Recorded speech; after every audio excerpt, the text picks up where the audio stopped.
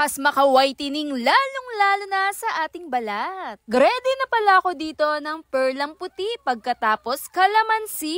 Katapos kumuha naman ako ng malinis na paglalagyan, kumuha ko ng pangkudkod. Ito nga sa perlang puti, kinudkod ko nga lang ito at kukuha lang ako ng kaunti lamang. Ito nga po ay nakadepende pa rin sa dami ng gagawin. Napakabango din talaga ng perlang puti. Pakagandang gamit-gamitin at napakalambot sa balat.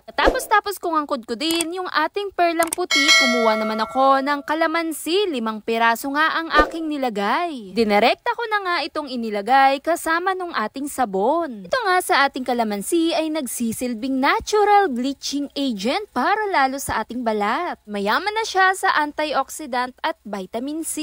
Magbibigay whitening lalong-lalo na sa ating balat. At kasama pa nga dyan yung ating ilalagay na gatas po. Dito nga po sa aking gatas, powder po yung ginamit ko. Kinaunaw ko na siya ng kaunting tubig at dinerekta ko na nga itong inilagay. Halu-haluin pong mabuti para na siyang itsurang condensed milk. Para matunaw na rin yung pinakasabon natin kasama ng mga sangkap na ginamit natin. Dahil ang gatas, naglalaman na rin yan ng lactic acid. Kaalis ng di kaaya-aya o dark spot na rin sa ating balat. Kaya na rin ng mga batik-batik o libag na naiiwan. Papagaan at nagpapatingkad lalong-lalo na sa ating kutis. Sama pa dyan nung sangkap na perla, kalamansi at gatas, the best din talaga to.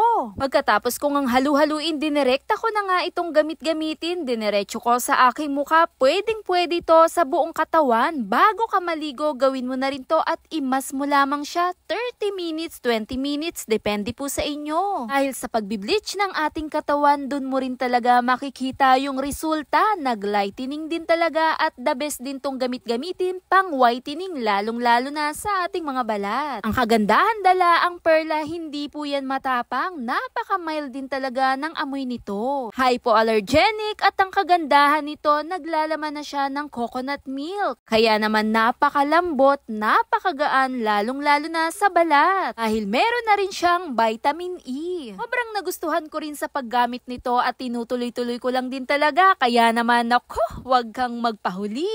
Murang halaga rin talaga ng perla kasama ng kalamansi at gatas. The best din talaga to pampaputi, lalong-lalo na sa ating balat. Sa mukha, babad mo lang hanggang katawan, the best din talaga, pantay ang kulay. Ito na nga ang araw-araw mong gamit-gamitin, pang sabon mo na rin at ang kagandahan nito, makakatulong siyang makaalis ng pinong linya, kulubot, lalong-lalo na sa ating mukha. At the best tong gamit-gamitin. Yun lang, follow for more!